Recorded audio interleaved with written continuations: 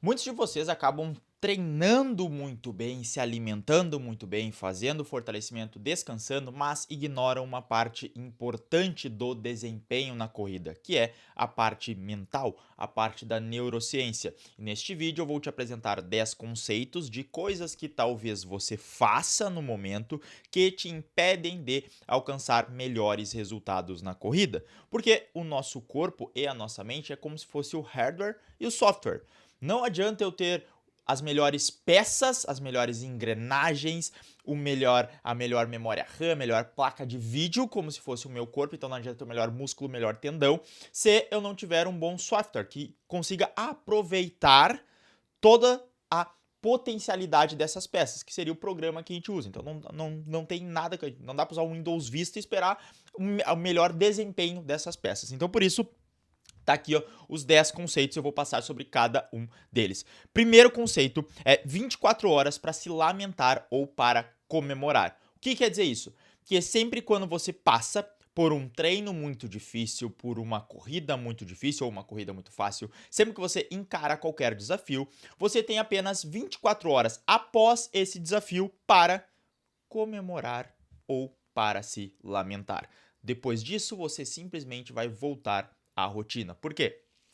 Quando a gente fica preso demais em situações, a gente fica ruminando essas situações, sejam elas positivas ou negativas, a gente foca muito no resultado, então aquele ponto específico que a gente teve, que aquele resultado pode ter sido muito bom e você tá feliz, pode ter sido muito ruim e você tá triste, mas aquele resultado ele reflete aquelas condições que você tinha naquele dia. Não é a sua condição máxima. Não significa que ali é seu limite de performance. Então é para aquele dia, para aquelas condições, para aquela temperatura, para aquele clima. Se você fica focando demais naquele resultado, você para de prestar atenção no que realmente importa, que é o processo, porque aquilo que vai te levar para o próximo nível é você se manter consistente na atividade que você está fazendo, seja a corrida, o fortalecimento, manter o descanso, manter a alimentação, porque a próxima vez que você tiver, não garante que você terá um resultado melhor, mas o seu resultado será mais consistente. E assim tu vai subindo consistentemente o seu resultado, você foca no progresso e não tanto no resultado, e aí as coisas ficam mais fáceis. Por isso que essa aqui é a nossa dica número 1. Que é, eu já passei muito tempo. Nossa, eu ia mal em uma prova, eu ficava pensando 2, 3, 4 dias, às vezes passar uma semana toda pensando, nossa, o que eu errei naquela prova? Eu podia ter ido melhor. Só que não vai mudar nada, porque a prova já passou. Então, eu paro, sento, analiso. Isso aqui deu errado, vou corrigir. Isso aqui deu certo, vou manter. E é isso, 24 horas depois você já está correndo.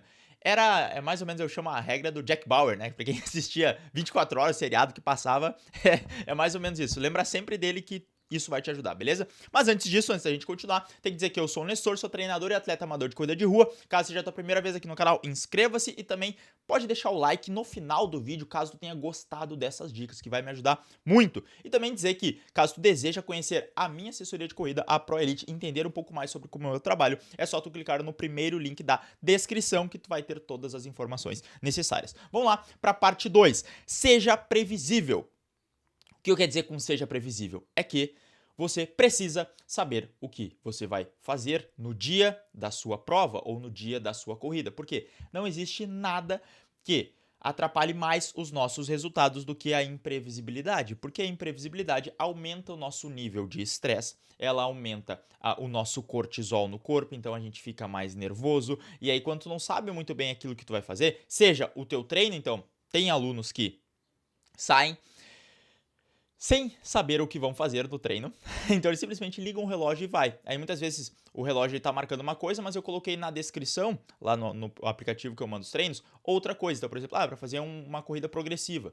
Não tem como eu colocar isso no relógio, porque é um progressivo livre que os alunos vão estar fazendo.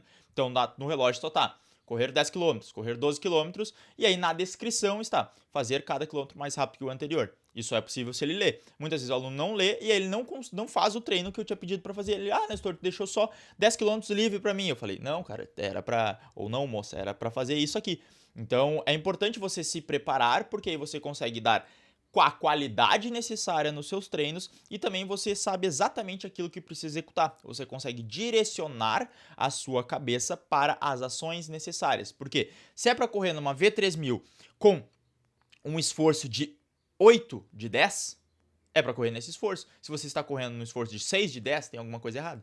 ou sua V3000 está defasada e aí você precisa comunicar para o seu treinador, né? No caso eu, ou se você mesmo ajusta os seus treinos, também você vai precisar ajustar isso, ou você vai ter que acelerar um pouquinho mais para manter naquela percepção, porque pace e percepção andam lado a lado. Então são coisas muito interessantes que nós só conseguimos fazer quando a gente é previsível, quando a gente planeja o que está em volta do nosso treino ou da nossa prova. E aí a prova acaba sendo muito mais importante, uma importância muito maior você se preparar exatamente para a sua prova. Porque imprevisibilidade aumenta o estresse, aumentando o estresse você performa menos. Terceiro ponto, acumule energia mental. Esse é um conceito que parece um pouco abstrato. Ele tem no livro aqui, nesse livro aqui, ó, não vai dar para vocês ver, né? Aqui, esse aqui, ó. Tradição da Corrida fala sobre isso. Tem outros livros aqui também com base em neurociência que falam sobre acumular energia mental. E eu, basicamente, por que eu tô falando sobre esse tema, né? Sendo que eu sou treinador de corrida. Na verdade, eu estou me formando agora numa especialização em neurociência e treinamento mental, mas esse tema ele já vem me chamando a atenção faz uns bons 4 anos. Então tem alguns livros que falam sobre isso, por isso que eu me sinto à vontade para vir e comunicar isso aqui para ti. Então o que é o acumular energia mental? É basicamente você não fazer coisas difíceis na véspera de um treino importante ou de uma prova. Na prova muito mais, né? Mais uma vez, na prova isso acaba sendo exagerado ainda mais. O que é isso? A gente tem uma quantidade finita de energia, de força de vontade, de decisões que nós podemos tomar. E quando a gente acaba fazendo algo muito difícil, isso drena a nossa energia mental. Tu provavelmente já sentiu isso ao longo do dia, quando tu fez uma tarefa extremamente cansativa, no final do dia tu não consegue fazer uma outra coisa extremamente cansativa porque tua cabeça tá pesada, tá cansada. Então, acumular energia mental é basicamente isso. Você pegar e deixar de fazer coisas tão difíceis assim, óbvio, se isso for possível. Tem vezes que não será possível. Mas, por exemplo, eu não vou pegar para ler Rápido e Devagar, do Daniel Kahneman, que é um livro muito difícil de ler, tá certo? Ele é muito difícil, é um livro pesado, mas eu não vou deixar para ler isso numa véspera de prova. Por quê? Porque isso vai cansar muito a minha mente. Eu vou estar gastando a minha energia mental para ler o livro, quando na verdade eu quero essa energia mental para performar na prova. E isso é um erro muito grande. Às vezes, cara, a galera às vezes gastando energia mental, saindo, tentando assistir um próprio filme muito pesado antes de uma prova, ou indo dormir até tarde, gastando energia assistindo uma série, alguma coisa, quando na verdade isso só vai estar drenando a tua energia. Você precisa ser e acumular essa energia mental para usar ela no momento certo, assim como quando você está fazendo alguma tarefa difícil do seu trabalho, quando você está fazendo alguma tarefa difícil da sua faculdade, quando você está estudando alguma coisa difícil por conta própria. Se você não fizer outras coisas difíceis, você consegue direcionar mais a sua energia para resolver aquele problema. Então essa é uma dica que eu vejo poucas pessoas dando, mas eu acho que você precisa prestar um pouco mais atenção no que você está gastando a sua energia antes de um treino importante e principalmente antes de uma prova, beleza? Nosso quarto ponto aqui é fale o português certo. Por que é importante você falar o português certo? Porque as palavras têm poder e a forma como você se comunica reflete no seu cérebro. Inclusive, a forma como você consome os conteúdos também reflete no seu cérebro. Isso a gente vê naturalmente quando você passa a consumir muitos reels, muitos conteúdos curtos no Instagram, você não tem capacidade de, ou vai perdendo a capacidade de conseguir elaborar coisas maiores, né? Entender um texto maior, de fazer um texto maior, de fazer um vídeo maior. E isso também é com o português. Por exemplo, antes de uma prova, quando você está com aquelas borboletas no estômago, a mão tá suando, você se sente ali um pouco mais, se movendo um pouco mais. O que normalmente as pessoas falam? Que elas estão ansiosas antes da prova. Só que eu não gosto de usar ansiedade. Por quê? A ansiedade está relacionada a uma coisa ruim. Ninguém quer ter ansiedade. Então você não está ansioso antes de uma prova. Você está entusiasmado para essa prova, que é basicamente os mesmos sintomas no corpo. A mão continua suada, você sente aquelas borboletas no estômago, você está com uma inquietação. Mas é entusiasmo para correr a prova e conseguir performar. Então perceba que se eu falar que eu estou entusiasmado ou que eu estou ansioso, o meu próprio cérebro já interpreta uma coisa de uma maneira diferente. Por quê? Entusiasmo, bom. Ansiedade, ruim. Uma outra palavra só para a gente pular esse tópico. Difícil e desafiador. Quando eu falo que uma coisa é difícil, o que acontece? Você automaticamente cria um bloqueio. Nossa, essa coisa é difícil, eu vou precisar de muito esforço. Não sei se eu consigo realizar, porque é algo difícil. Quando eu falo desafiador, que é uma mudança sutil, o que é? É um desafio. Nossa, se é um desafio, eu consigo fazer. Como assim? Eu não vou conseguir fazer este desafio. Ou seja, eu fico numa prontidão física e mental muito maior quando é um desafio do que é quando uma dificuldade. Então, você aprender a nomear as coisas da maneira correta vão te ajudar a performar melhor nos treinos e nas provas também. E aí entra o nosso quinto ponto, que é lembre-se do que fazer, que é basicamente um acréscimo da nosso ponto número 4, que é a gente precisa lembrar do que fazer, não do que não fazer. Porque quando tu foca no não ou nas coisas ruins, a tendência é que tu repita aquilo. É igual falar, não pense num elefante rosa. O que vai acontecer? Você provavelmente vai pensar no elefante rosa agora. Então não adianta ficar falando, não vou pensar no elefante rosa, não vou pensar no elefante rosa. Tem que pensar, eu quero pensar numa árvore. Aí talvez tu consiga parar de pensar no elefante rosa e vai começar a pensar na árvore. Por quê? As coisas tendem que você está pensando não tem muito um lado positivo ou negativo das coisas que você pensa. Elas só estão no seu cérebro. E se você tenta negar uma emoção, isso vai acabar essa emoção vai se tornar ainda mais forte, tá certo? Então, é importante que lembra do que tu vai fazer. Então, não vai pra prova pensando, nossa, eu não posso quebrar, eu não posso quebrar, eu não posso quebrar. Vai na prova pensando, quero correr tal pace, quero correr tal pace, quero correr determinada distância. E é isso que você tem que focar, porque isso vai afetar a neurociência do seu cérebro e até a própria questão dos neurotransmissores, de um desencadeamento de coisas vai acontecer no seu corpo. 6. Técnica da pescaria. Essa é uma das minhas favoritas, já falei em alguns vídeos aqui do canal, que é basicamente você tirar o seu foco interno durante uma corrida e dar um foco externo. Por quê?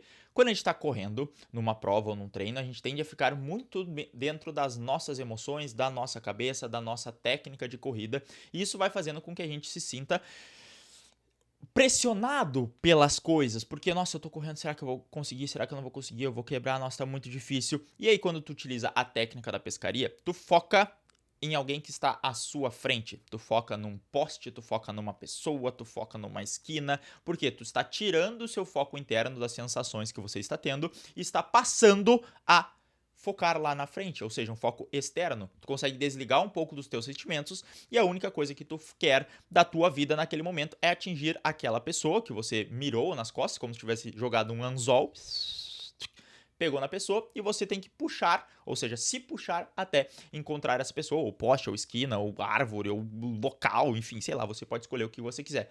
Então, o seu objetivo é chegar até aquele local ou pessoa. Quando você chega, você lança uma nova linha lá na frente e você vai fazendo isso. Então você tira o foco de si mesmo e tira o foco em completar uma tarefa. Isso acaba te ajudando em momentos difíceis da corrida, onde a gente é mais propício para quebrar, que é quando a gente começa a prestar muita atenção na nós mesmos, nas nossas dores, na nossa técnica de corrida. Meu Deus, será que eu tô sendo mais eficiente? Tá começando a pesar minha posterior de coxa, mas é normal pesar, e aí tu fica com essas ideias, e isso vai te tirando o foco de realmente poder correr com mais liberdade. 7º ponto, priming. O que é o priming? Priming é algo biológico que a gente tem que determinadas ações desencadeiam outras ações no nosso corpo. Um exemplo é o sorriso. Quando a gente sorri, mesmo que de maneira forçada, nós temos ligações aqui dos nossos músculos da mandíbula com o cérebro, e ao sorrir a gente ativa esses músculos, esses neurônios, esses transmissores até o nosso cérebro. E aí, neurônios não, né? Na verdade são os ciclos, né, que mandam os impulsos nervosos. E aí, eles são interpretados pelos neurônios e significa que a gente está feliz. Então, mesmo que a gente sorria, mesmo que de maneira forçada, a gente vai ficar um pouquinho mais feliz, tá certo? Porque o sorriso é associado com a felicidade. Mesma coisa se a gente ajeitar a nossa postura. Então, eu tô numa postura meio ruim aqui gravando esse vídeo, mas se eu ajeitar a minha postura e ficar com os ombros eretos, ombros para trás e costas eretas, eu naturalmente vou ter uma postura de mais confiança. Isso vai me deixar mais confiante porque é uma questão de priming biológico. Muitas vezes eu vejo as pessoas correndo com a cabeça para baixo, extremamente cansados, toda uma postura errada, e isso vai comunicar que você está triste, que você está cansado para o seu cérebro, porque as coisas estão interligadas, nós não somos só mente e não somos só corpo, a gente é uma junção dos dois. Então, se tu ajeitar a tua postura enquanto você corre, que muitas vezes acontece isso quando a gente passa por um fotógrafo na corrida, você vai ver que as coisas irão melhorar.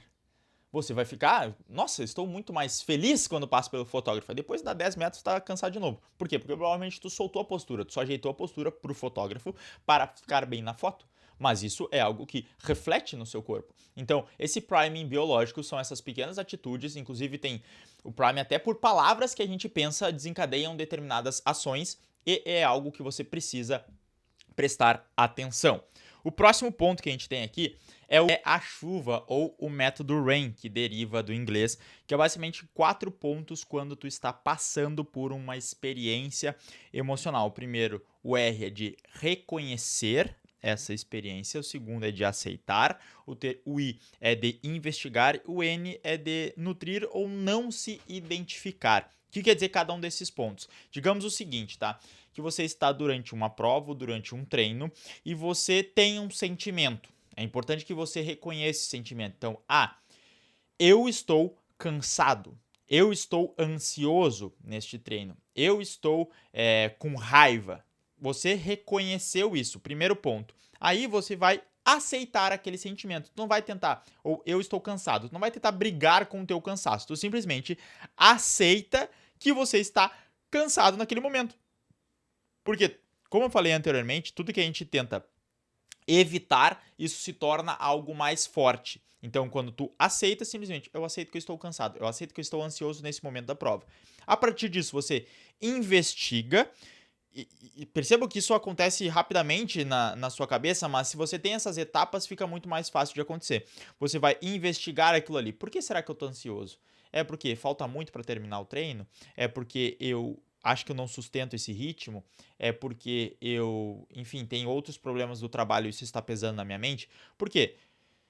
Tu reconhece que tá com o sentimento, tu aceitou aquele sentimento, tu investigou e busca a causa e por último tu nota e não identifica isso como parte de ti. Então, eu estou ansioso, mas eu não sou ansioso.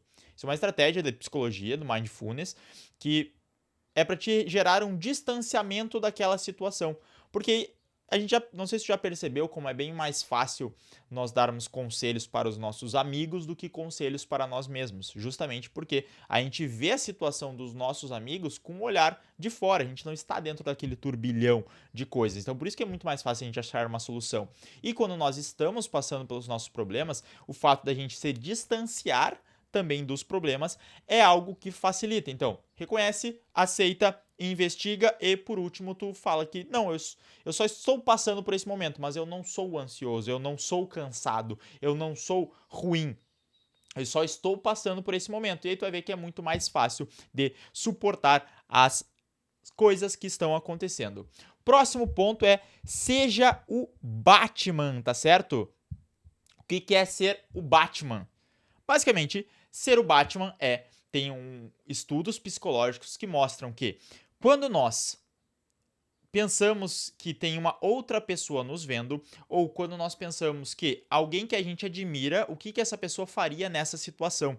Então, só para tu entender, fizeram esse estudo com crianças e aí falaram assim, para as crianças pensarem o que elas fariam na situação, então o que eu faria na situação, o que o Nestor faria nessa situação, ou seja, eu já pegando a mesma ideia da questão anterior, eu é diferente do Nestor. O Nestor parece que embora eu seja o Nestor, quando eu me refiro a mim mesmo como Nestor, em terceira pessoa, eu já crio um distanciamento. Então eu tenho um discernimento melhor do que fazer. E também quando um super-herói iria fazer naquela situação. Então, o que o Batman faria naquela situação? Obviamente, para criança, o Batman, o super-homem, a Dora Aventureira é muito mais legal do que pra gente que é adulto. Mas nós podemos pegar também um modelo que nós temos, por exemplo, o que o Kipchoge faria nessa situação?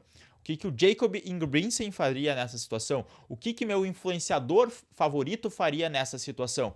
Então, quando tu está passando por algo difícil, sempre o eu é mais difícil de resolver. Quando se coloca em terceira pessoa, o que o Nestor faria, talvez você consiga ver mais o macro. Então, nossa, o Nestor é uma pessoa disciplinada, eu costumo ser disciplinado. Neste momento, eu estou sem vontade de ir treinar, mas o Nestor ele vai treinar. E o meu influenciador, o meu atleta favorito, com certeza ele também iria treinar. Então você fica mais propenso a fazer essas coisas quando tu pensa por uma outra ótica que não seja o teu eu, que não seja centrado em você mesmo. Então o efeito Batman ele parte muito disso, que é para que você crie um distanciamento consigo mesmo, você faça as coisas com base no seu modelo de inspiração, porque todos nós temos modelos de inspiração. Talvez eu seja o seu modelo de inspiração. De uma maneira inconsciente, você busque alguém que te oriente ou que você modele as próprias ações. É algo natural do ser humano. Nós sempre fizemos isso ao longo de toda a história. Por isso que surgem as religiões, por isso que surgem os mitos, por isso que nós temos uma tendência muito grande a querermos heróis, querermos salvadores, porque nós precisamos de alguém para seguir e modelar. Beleza? Você pode brigar com isso, mas enfim, é assim que o ser humano é. E por último, mas não menos importante, o 10. Você precisa incluir uma rotina na sua vida, nos seus treinos e antes de prova. Por quê? A rotina ela serve como uma estratégia de ordenação. Sempre que você tem uma rotina fixa, você sabe que ao cumprir aquelas determinadas ações, você vai estar mais preparado para a ação posterior. Então, digamos que a rotina de aquecimento durante a corrida, por que ela é importante? Eu vou fazer um trote, depois eu vou fazer as minhas mobilidades, depois eu vou fazer minhas acelerações e aí eu vou fazer o meu treino ou a minha prova. Isso é algo extremamente positivo, porque sempre que eu faço essas ações, eu me sinto melhor preparado, aumenta a minha confiança, porque eu já repeti essas ações, isso me deixa mais confiante, eu fico mais tranquilo, fico mais propenso a realizar a atividade posterior. Então, incluir uma rotina antes das suas atividades ajuda, inclusive, o cérebro a modificar a sua ação. Então, porque sempre que eu faço essa rotina, eu vou fazer isso depois. Então, ao repetir essa rotina constantemente, tu vai vendo que fica mais fácil de sair para treinar, de fazer um treino forte, de estudar, de trabalhar. Então, o uso de rotinas é algo essencial e você precisa desenvolver. Cada um tem a sua rotina que se dá melhor. Então, desenvolva isso, busque essa rotina que eu tenho certeza que os seus resultados vão melhorar, tá certo? No mais, espero que tenha gostado desse vídeo, gostado dessa lista com 10 coisas que eu acredito que você precisa colocar nos seus treinos para melhorar os seus resultados. Se deseja ter mais evolução dentro da corrida e ter o meu acompanhamento pessoal para evoluir, clica no primeiro link da descrição. Se puder também deixar um like e um comentário sobre o que tu achou desse vídeo, vai ser muito interessante para mim. A gente se vê numa próxima aí. Valeu!